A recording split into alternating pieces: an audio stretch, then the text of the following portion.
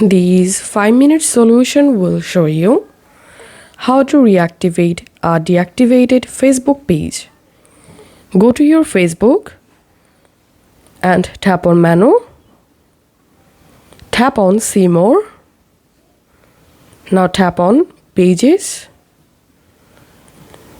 Under Deactivated Pages section, you will get all of your deactivated pages. Now tap on Activate next to the page you want to reactivate and tap on Activate Page.